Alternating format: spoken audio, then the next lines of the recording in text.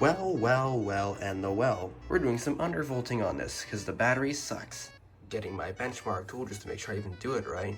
The reason why I'm undervolting this anyway is just because this is like a 2013 laptop. The battery has not been replaced, I don't think. It's at 76% battery health. I was like using this yesterday for like an hour and it already dropped from 100% down to 50%. That is not good at all. Even though undervolting probably won't do the most in terms of the battery, it still sucks in here. But it'll give me some more leeway, as you know, I'm using this for school. It would suck for this to die during school. So yeah, we're gonna undervolt this. So, let's lay down some ground rules. Let me tell you what this test is gonna consist of. We're gonna, of course, down or undervolt the CPU a few times. Or maybe like 2 times. I'm gonna show like a comparison between like just how it is just not undervolted, and then we're gonna do an undervolted one in both Cinebench. So non-undervolted in Cinebench, so before and after Cinebench. Then we're gonna do some Gary's mod before and after in not in Cinebench, but just Gary's mod before and after. Well, of course it's a light game, but we're just gonna compare temperature, the CPU, just you kind of know whatever, frame rate, whatever. So yeah, that's all. Oh, and power usage as well. Gotta keep that in mind. Oh, this is also all gonna be on the internal battery. We're not doing it on the wall charger, just to kind of show what can this thing do on its own. All right, we now have Cinebench up in here. CPU temperature just kind of up on here, so we can watch that. I'm not gonna really do any single core, single thread. I just kind of want to see just how multi-thread works. That's what I'm most curious about. So let's start that. This is gonna be a while. Well, even though I said I was gonna do Cinebench tests, fortunately it probably would have taken like an hour, maybe hour and a half to complete that, because no, this is an older system and the CPU, it's just a dual core. It's probably not gonna be the best. Plus the battery probably will not last until that time. So we're gonna see if we can use OCCT, and just if that doesn't work, then I'm just gonna use Prime 95 and probably the task manager. So yeah, whatever. We also got the sweetheart in here. Yes, sir. Alright, so I'm just gonna run it for like 5 minutes on the CPU. So yeah. Okay, that's really great. Well, this is for enterprise stuff.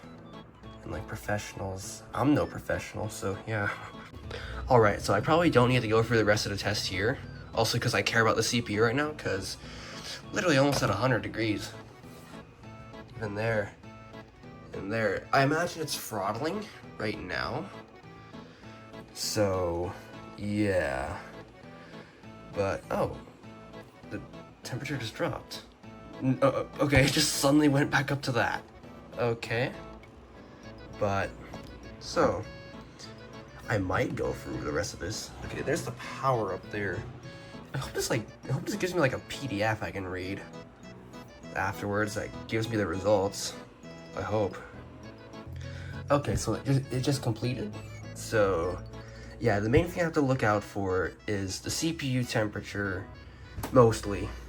It's kind of the speeds of it. But we're also going to be just testing the speeds of it in Gary's mod too whenever I play the game. So yeah, so now we're going to do Gary's mod now. I have to download it on here though. Alright, so now we are on the Gary's mod test. We are in the Everpine Mall map. There's CPU temperatures if you're wondering, and CPU utilization. So we're getting a solid 25 FPS, 1080p. So yeah, we're just going to run around here. Water, just yes. This is pretty playable. And so, yeah, it's fine. I can use the track point for this. That's actually really helpful. So I can actually hold the camera. But like, yeah, this runs pretty good. Let's go into a more demanding map though. Right, we've changed the map to GM Golden City. This one actually runs pretty good. This is 1080p too. CPU temperature is still doing just kind of like that. But either way, this is running pretty good for right now. Again, Gary's mod is more CPU and RAM bound, which I have tons of RAM and not a lot of CPU, but I've got amount. Plus, this is built on the source engine too that Half-Life uses. So yeah, it's pretty fine either way. Yeah, works pretty fine. Let's do one more map just to make sure. Alright, it took quite a while to generate the RP New York map. But, I mean, well, it's a pretty huge map either way. Where's my track point? I can't find it. There we go. I mean, hey, this runs pretty good. I bet if I put like a next spot in, it's gonna tank the performance though, because, you know, it's actually kind of using that. But anyway, this looks pretty good. It's nothing impressive, but you can also tell that there's screen tearing as well. Like, I'll just do this. Actually, no, doing that's probably not the best. But I can run around. Can ragdoll. Whatever. And so we just keep on going. I wonder what there goes. Where is the track point? There it is. Max headroom. If you're based, you'd know who that is. Where's the track point? Damn it. There we go. So yeah, this actually runs pretty good. Then track point. Yep.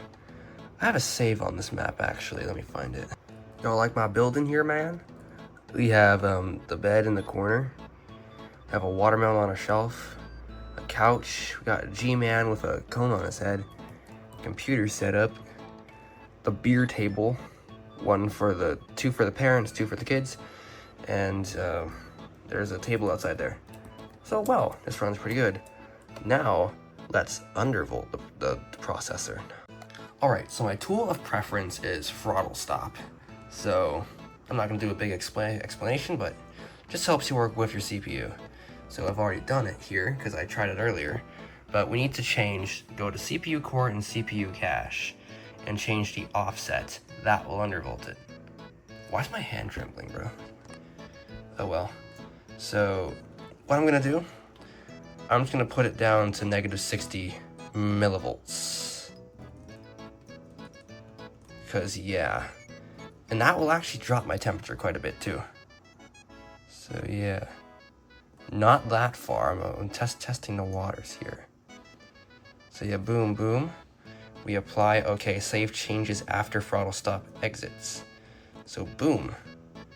And so now we do the benchmark here, just to see how that works. We can monitor temperatures here and whatever. Because normally if I were to do it just kind of on here, that would reach up to like 80 something. But it's kind of not doing that, it's like 5 degrees lower. It might occasionally get, and like even like the virtual cores here, for hyperthreading, they're just at 70-ish. But yeah, see, it almost hit 80 there, but oh well. Alright, so we now do a benchmark. Alright, so I just started the test, and you can already tell the CPU is at a lower temperature, and I don't know if the clock speeds are any different at all. I think they're actually the same. But, so yeah, the CPU is definitely at a lower temperature. It's definitely pulling less power.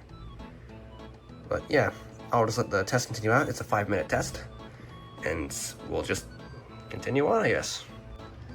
Alright, the test went through pretty well. We only hit 90 degrees, which is 10 degrees cooler than what it was hitting before. So, yeah, let's now launch Gary's mod. Alright, we've now launched Everpine Mall again. Which, yeah, it's like running fine. It seems to be at least averaging 30 FPS. I'll have to compare the two clips in editing, just to kind of see how much of a difference it really made, but this does kind of feel a little smoother in my opinion. To me at least. But yeah, that's just my observation though with this. Go back in. And reminder, this is all on battery power too. Alright, let's change up the map to Golden City again. Alright, focus. We're now running on Golden City. Seems to be running pretty alright. I'm gonna have to compare it in editing again. But hey, this is running pretty decent. Yeah, and this game isn't a hard game to run. So yeah. Let's just run this way.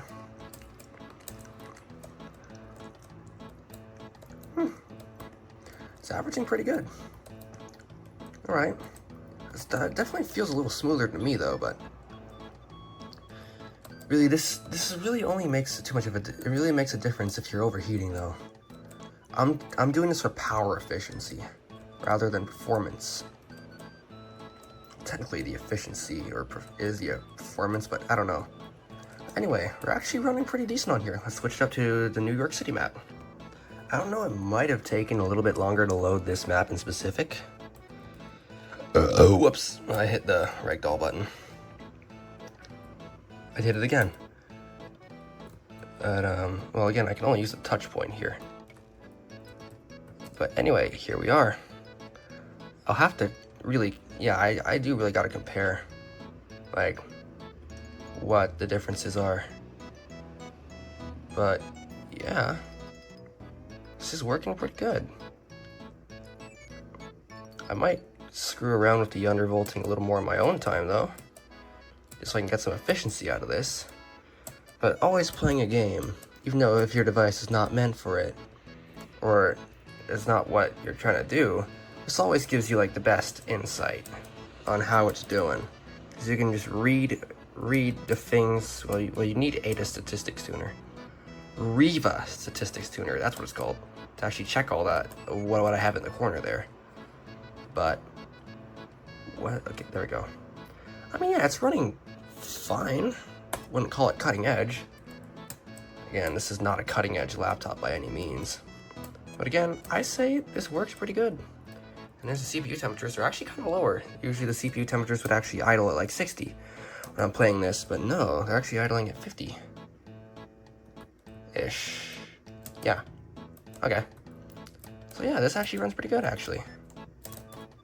I do definitely gotta compare it though, but anyway.